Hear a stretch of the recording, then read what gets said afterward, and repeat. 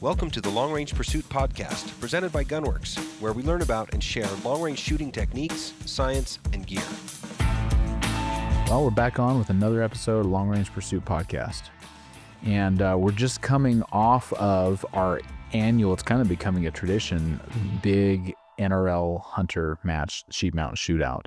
So this has been the third year that we've done this. Did a few of the original PRS and NRL matches way back in the day at Monster Lake. But man, I mean, for a little team like us, not necessarily match shooting isn't really our bread and butter. But you know, it's a big lift, a lot of man hours, a lot of time goes into putting that together. This year's event was huge success, a lot of great feedback, but it's funny, it's just kind of been fun watching a little bit of spring in everybody's step coming off that, you know, especially the guys that shot it or are owed it. For sure. Just, you know, a little bit of time. It was a lot of work. I think we're all trying to catch up on some sleep, but it's definitely fun to get out, put ourselves to a little bit of a challenge, kind of a little bit outside of our normal wheelhouse.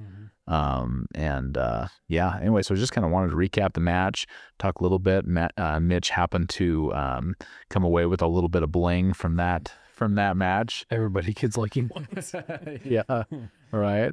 So talk maybe a little bit about your experience there. Okay. What really impressed me, so you were third open heavy, is that right? Correct. So, I mean, you got to hand it to Mitch for the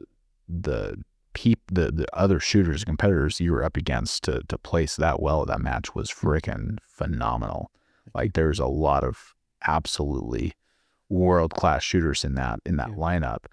And I mean, I know you're a fantastic shot, right? And you know, the other element of NRL Hunter is finding targets, and I know you're pretty dang good at finding stuff too. Usually animals, you know, like a great piece of steel on a hillside. But you know, finding translates to finding in some regard. And you know, you had maybe a little bit of home court advantage where you know that mountain. You've done some shooting up there. I mean, I will say you weren't part of any of the setup, any of the targetry or stage design or anything like that. So I mean, it was as blind for you as for sure anything else, other than just happening to know, you know, how the winds behave on that mountain, how those steep angles affect your bullet flight, which most of these guys, I mean, there's very few places where you can shoot like angles and big time kind of difficult terrain like that. And so a little bit of home court advantage there, but seriously impressive shooting, man. That was pretty fun to watch. And yeah, so I don't know, kind of curious your take. You know, you've shot some PRS, you no stranger to the game, but first time at an NRL, what your thought was, and kind of, you know, are you hooked? Are you going back to PRS, or what's your impressions there? I mean, first off, all the work that you and I don't know who else was up helping you. I mean, it's a whole bunch of there was a handful crew up there, you know. Man, where some of these plates were just epic. I mean, like, it's a good diet plan going into this. Getting fit for spring. Yeah, let's say you're gonna be in better shape than everybody putting all that steel up there. So, anyhow, that was honestly what most of the things was just I get into there and find the target, and it's like, okay, here's the direction these targets are in, and I'm like, I wonder if it's up there, and I'm like, holy, sure enough, that's it. Way up in those rocks, pretty epic. So, yeah, first off, that was big props to you for putting that steel up where it was. It's epic. So yeah, hills and steep stuff's kind of my jam for shooting in. I love just doing that, like in general, just going out and finding cool places. But yeah, as a first time for NRL Hunter, obviously I've loved the style of like shooting PRS, and you know, it's fun because you get up there and you're with a group of maybe buddies or whatever, and okay, here's where the targets are, and okay, what's the range? Okay, we already know the range, and you're setting up, and so that game's more of like okay, how can I shoot this as fast as possible, right, for time wise, and then also like, you know, some weird position, you know, that you got to try to put yourself in to get these shots off, right? And so to me, it's more of you're building positions on more like urban type environment, right? Tires, barricades, you know, shipping containers, you know, or stuff like that, you know. And then some of the other matches I've done out in the mountains, you're doing a little bit of that NRL Hunter, if you will, you know, shooting off rocks and trees and things like that, but nothing to where But you had your stages typically aren't blind. You still know where your targets are. You still watched 5 guys shoot right in line in front of you, and kind of been able to make your wind adjustments. Totally. And everybody's talking about stuff. Oh, hey, you missed just off the left. You know, give it more wind. Exactly. Right. So there's a lot of that stuff that's like. So when I came into this, I was like, man, I guess this is essentially going to be like me. Your solo range. Yeah, exactly right. Like I'm used to. Yeah. So anyhow, loved the format. You know, the first stage, of course, I went into this of just like, I'm going to go have a good time. Wow. See how well I can do. And no, I ended up pretty good. Just I'd say so. So yeah, I love the format of it, and I would definitely say I'm hooked on it for sure. I do wish that they had some way to where you're like, and maybe that's something they'll do, you know, and maybe at a different venue, it's that way where, you know, you get done shooting or whatever, and then you and your, you know, couple guys can sit and talk. Oh man, I should have done this, or I should have done that, or what did you do? You know, it's like have that little bit of banter, you know, would be nice, like it is in PRS now. Yeah, I can see that. But other than that, like the before, where it's like everybody's blind, have no idea what they're walking into. Yeah, I love that.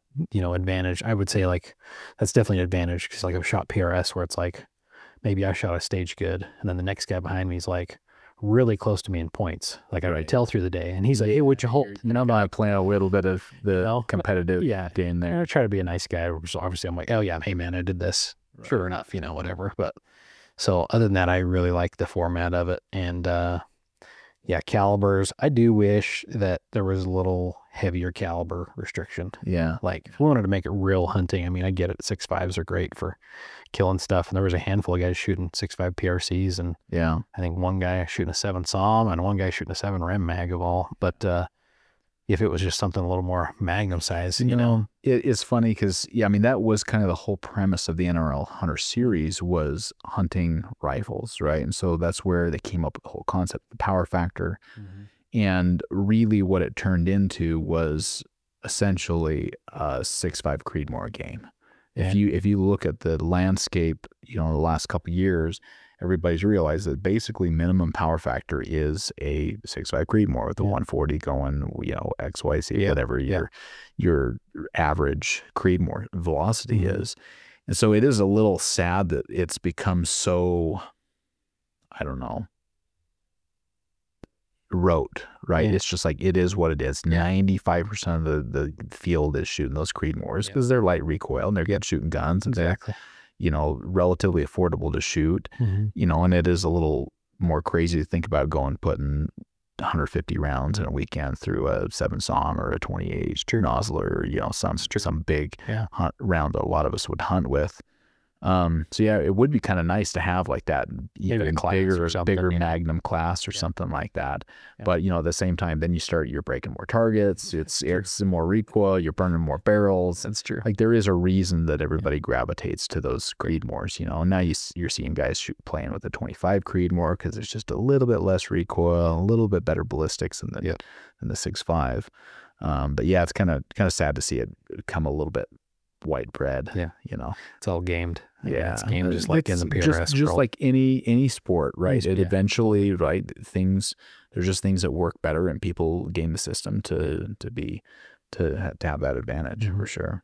How many I mean, you've been shooting NRL Hunter for years now. Since pretty much the first year, I think. Yeah, I'll try to make it out to, you know, a couple matches a year. I don't really get out and do the full circuit, but you know, I've always treated it more, for me, I still identify more as a hunter than a shooter. You know, obviously I do a decent amount of shooting with the, you know, competing in NRL, but to me, it's still, I don't really practice for matches. I figure the match is my practice. For sure. You know? And if I wanted to be more competitive, I'd get a little bit more serious about it and put more rounds down range. But, you know, it's just priorities and time and and whatever else. But it's a lot of fun. And I tell you, I mean, I think there is, you know, you and I spent a decent amount of time at the range, just out, you know, plinking or whatever, truing, you know, reloading, coming up with new loads for new guns, whatever else. But there's something to be said about the difference between going out and having a day at the range. And I would say like a comfortable or leisurely day at the range versus the element of putting yourself under some stress, under some time constraints, under this limitation where you can't just send out a cider and, oh yeah, we'll make an adjustment, Exactly. you know. And I've talked about this a lot. I probably sound like a broken record. I'll play this game with myself, even, especially coming into the fall, where when I've kind of got my, you know, sometimes I'm playing musical scopes on guns. I have a chronic problem with that, right? Well, let's put this scope on that gun and that load in this, you know, and move things around. But as I kind of try to start having things dialed in for hunting season, I'll try to go out and give myself one round in the morning, right? And I've got to hit my target. And if I miss my wind call, whatever else, I have to live with myself for that hour drive into work in the morning, figuring out, okay, what did I do to miss that one, you know, and what am I going to do right tomorrow? And I like that kind of artificially forcing myself into more of a hunting mindset, mentality, setting where you have to make that one shot count. You can't just send it and then, I'll adjust, right? For sure. I think that is detrimental to progress and improving ourselves to make that one shot count. And I think it's similar with NRL, where now, you know, it's structured. You've got an RO looking over your shoulder. It's blind. You're on the clock. You're rushed. Your heart beats up. You know, you're weird, awkward terrain. And if you miss, you miss. You know, right? You got the point. Yeah. And so I like that element of it. I think it makes us better shooters. It makes us force ourselves to be more efficient. And the other piece of that is not just the shot element of it, but it's the finding, the setup, building your process to where you're efficient enough to say, okay, I'm finding my target first. I'm identifying a landmark. I'm building a good position for my rifle, making sure that I can see my target from my position before I build it. Yeah, right. Big thing in NRL. That was a big one.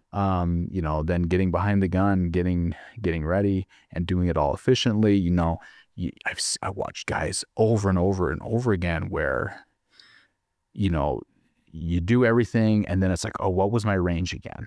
Oh shoot, let me go back and look again, right? And now you're adding in you're basically adding inefficiencies into your system.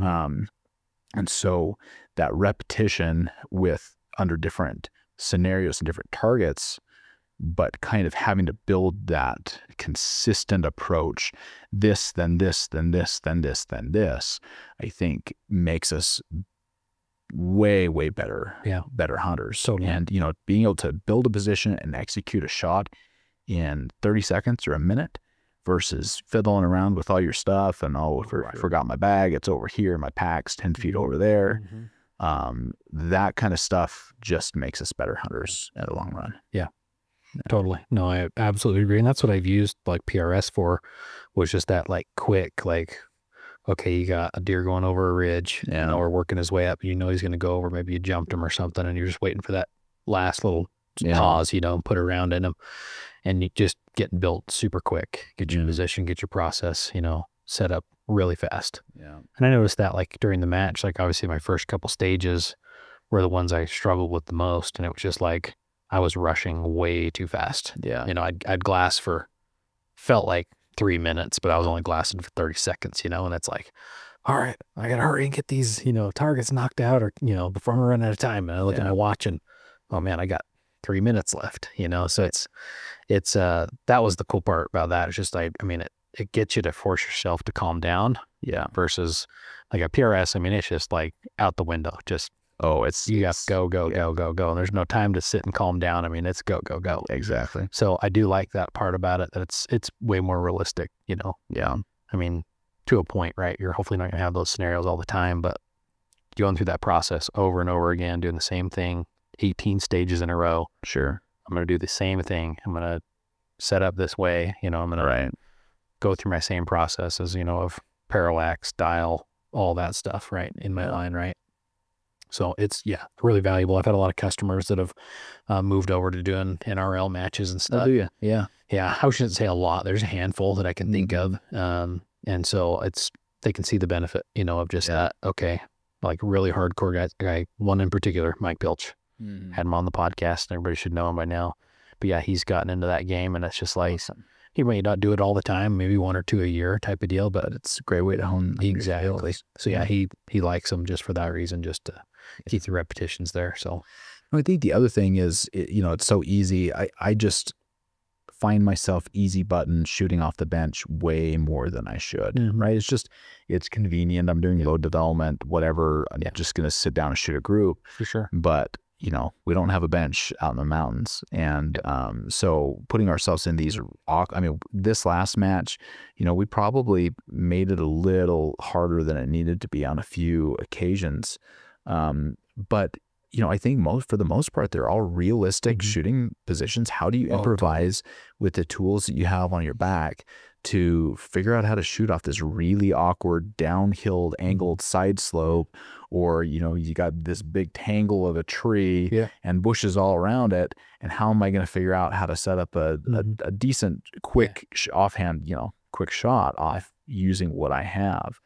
I think that's, again, we're generally not going to force ourselves to shoot those really uncomfortable, awkward scenarios that are realistic in the field. I mean, we're always looking for that nice, clean, prone shot, but we don't always get it. Exactly. And so I think that is nice to kind of force ourselves into some of those more difficult spots and get some practice with that as well. And the other thing is that I think has helped, this gravitated me towards NRL, is this is probably just the purist in me, but I don't love the idea of shooting off of barricades and tank traps and empty oil cans and Connex boxes, and that's the typical PRS stuff, and it translates realistically. You're shooting off of a tank trap or a dead down tree, it's no difference.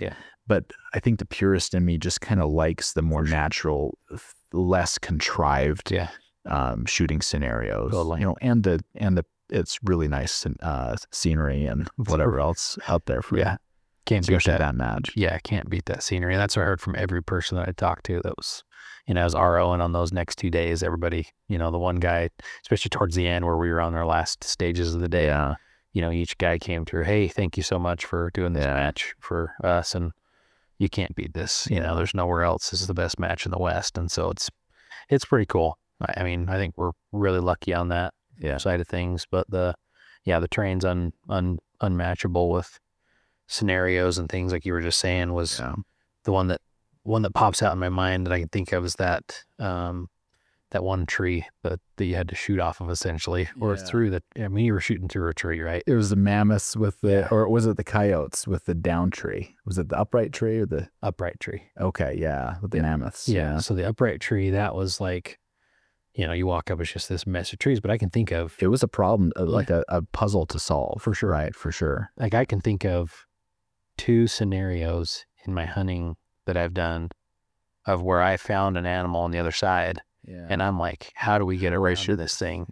In the same scenario. Like there was one in particular, I was hunting with my wife.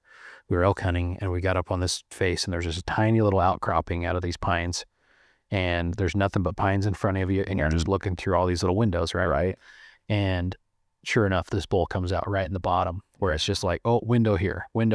Can't go prone. There's nowhere to go prone. Right. Or you just lose it, right? And he's just right here. It's getting dark, like all the bad scenarios, right?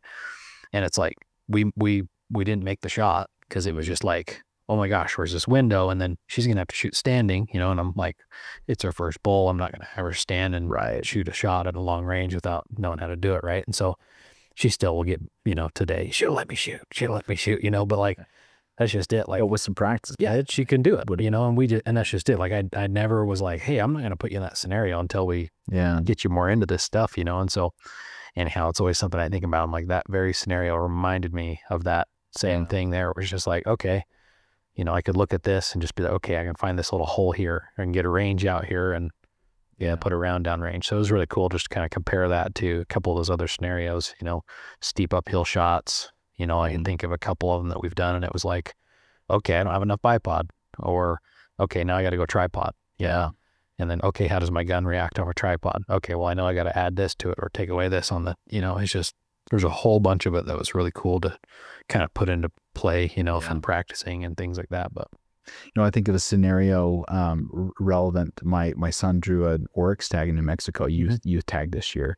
He's 11. He was 10 at the time, and we've been doing some practicing, getting all the different variety, and going down there, I knew that a lot of those shots end up being quick, like, oh yeah, pull it off now or it's never happening again, right? And I'd heard this from numerous guys. I'd heard lots of guys say, be ready to shoot off of a tripod. And I have, until last year, I had never killed an animal off of, like a big game animal off a tripod. I've always found a way to get prone.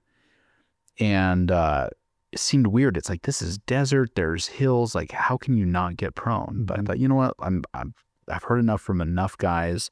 We've practiced anyway. I'm going to practice with him off a tripod. And we get down there, put in, I don't know, we're 5+ days in. It's brutal. We're not finding animals. And finally, the day happens where it clicks and you find the animals, right? We make this stock. It's 90 degrees. And we come in from, it's just lava rocks, just like hills like this, up and down and up and down and up and down these little pockets. And we see these animals from, I don't know, 800 yards out and make this stock, and we know they're in here somewhere, and you're just kind of poking your head over little mounds of lava rock. Well, sure enough, we poke our head up over this one, and those things have the most amazing, I mean, they put pronghorn to shame, right? Wow. And we just step up over a hill, and there's 3 of them standing there staring at us at, I don't know, 350 or something like that. And it's like, they've got us pegged. It's go time right now. Sure enough, I pull out that tripod, set it up on the gun, and he had that shot pulled off within, I don't know, 15s. Like, it was just astronomically fast, frontal shot at, I don't know, 350 or something like that. Like who in their right mind, right? I mean, guys are listening, would let their 10-year-old son make a frontal shot standing off a tripod on an animal, once in a lifetime animal like that. But we'd practiced, and I knew he could pull that shot, and he just absolutely nailed it. That's cool. But it's practicing those types of scenarios that, if you're not prepared, then it's a whiff or a wounded animal rather than a absolutely crushed it scenario. Man, that's so pretty nice. Yeah, it was awesome. I really I was glad that you were saying, hey man, you should come do this. I've been trying to drag you out to one of these matches for a long time. So they're right over the bear season usually. So it was just like hard fun this year. It was just like, okay, we'll just put it on there and make it happen. So yeah, it was good. I'm glad we make it work. But look forward to doing some more, because it's all right. Now I got to build a gun. Yeah. Now I got to build. You start gaming it. Just a thing. It's funny. I mean, I never would have been. I'm not no top pack shooter, right? It's like I just enjoy getting out and shooting a few. And I never would have been so presumptuous as to say, you know what, I'm gonna throw a match, right? Yeah. But what happened is if you remember, what was it? Maybe 5 years ago, we got that lease on this Sheep Mountain property, and we do it because we do these LRU, these long range university trainings, and we needed a good mountain course. We used to do it out at this ranch here in Cody that Kanye West bought, and so we were looking for a new place to do our trainings. And the first time we got up there with the crew to kind of check this new place out, it was like, this place is incredible.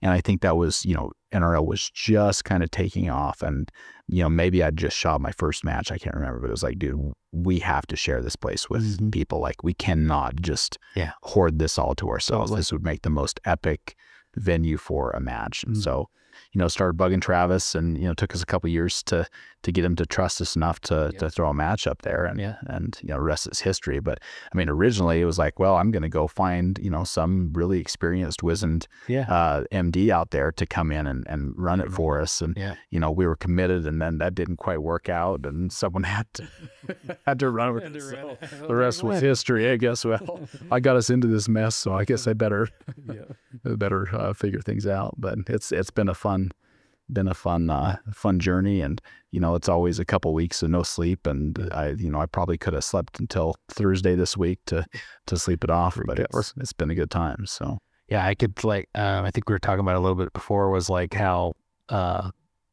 some of the guys here at the office that were able to go RO and be up there and stuff. It's like everybody's like excited to go shoot. And I mean, it's probably like a culmination of like, okay, winter's over. It's springtime. Up there shooting around sound range. But like, everybody was like, oh yeah, I need to get my gun out, this and that. So maybe we'll have to go up there and do like a company competition or something. I think probably going to happen. It's taken a few years to get everybody really kind of excited about the whole concept, but I think it really clicked this weekend with our staff. Guys seeing what the benefit is and how fun it really is to do. And I think we're probably going to be making this a more than annual thing, at least a little friendly competition between ourselves here. Pretty go back up there while it's all set up still. Yeah, for sure. So that's awesome. Yeah, I think my message for guys at home is just, I don't think it's necessarily, hey, you have to go, you got to go get out and compete. It's kind of scary and awkward to put yourself out there. But I think there are the guys out there that are serious about it, and it is a sport, and it's an end in and of itself for a lot of these guys. It's a living for a lot of guys. I think, I've watched NRL evolve over the last couple of years, and I've seen guys kind of get that itch, but it's still a little scary to go put yourself out there. But I feel like this year, just watching all the matches fill up, so many new names and new shooters, that I think finally a lot of those guys that have been kind of sitting back and just watching it are finally saying, okay, it's time to go give this a try and see what it's all about. And, if you're thinking about it, I encourage guys to just go do it. I think your approach, it was exactly the same approach I went into that first one. It's like, I'm not here to win. I'm not here to beat all those guys. I'm just here to shoot and have fun and maybe hit some targets and challenge myself, right? It's like I'm competing against myself more than I am against all the other guys out there. And, I think if you approach it that way, low pressure, all the people there are good to help. They're there to bounce ideas off on gear and gear choice and techniques and everything else. It really is. If you want to up your game, in the shooting element of your hunting, pursuits, it's a huge opportunity for improvement. I agree on that, especially on that low pressure side of things, like thinking about it where you're shooting, you're doing everything by yourself. So it's not like you got, like a huge group of spectators over your shoulder. Like everybody's staged back. You go up over the hill or whatever it is that's hiding the stage from you, and you hop over. It's you and this RO that's just hanging back, and every now and then maybe yelling what time he's got left. Right. So it is so true that it's just you're challenging yourself when you walk into these matches, and you pop out the other side, and maybe you talk to the guys you were shooting with or whatever before, and you're good. And you may not even see them. You may be moving to the next stage by that point, right? And so, oh shoot, I really screwed that one up. Well, nobody's ever going to know besides my scorecard, right? So it's a perfect scenario. Like I don't like to be that guy very often where I'm like, in front of all these guys, and maybe I'm with a really good group and they're drinking butt and I'm sucking it real bad. So it's like, it's a perfect for everything. I really enjoyed it. So, and the other approach is, you can sign up for these matches a lot cheaper as they call it skills division, right? And that's intended to be for a guy that's, just there to kind of dip his toe in the water and test it out. And for a first match, that's a really good way to go about it. It's cheaper to sign up that way, usually less than half the cost, or maybe half the cost to register. And you can get some help from the RO on the clock and whatever else. And so I think that's a really great way to shoot your first match, get a feel for it, and then maybe start thinking about, challenging yourself a little bit more from there. I like that. That's cool. Anyway, our match is up for this year, but looking forward to next year, already planning. There's still a few left, but definitely would encourage guys to think about it. There's also one-day matches, which is a really good way to start. These bigger two-day matches are a little bit more bigger productions, but a one-day match is pretty lax, easy going, and a good way to get out and test it out. Cool. So, well, thanks again for having me out there. It was epic, dude. Nice shooting. Thank you. Yeah, we'll have to see how next year, what next year has in store for us. We'll see if they'll let me over there again. All right. Sounds good. Thanks, everybody. If you like what you're hearing here, please take a second and give us a 5-star rating and a positive review on iTunes or on your favorite podcast app. We appreciate your feedback and suggestions for topics you'd like discussed or questions you want answered on the podcast. You can reach out on Facebook or Instagram, or send us an email to podcast@gunworks.com. Also, be sure and check out our full offering of long-range gear at gunworks.com. Use promo code LRP for free shipping on any order.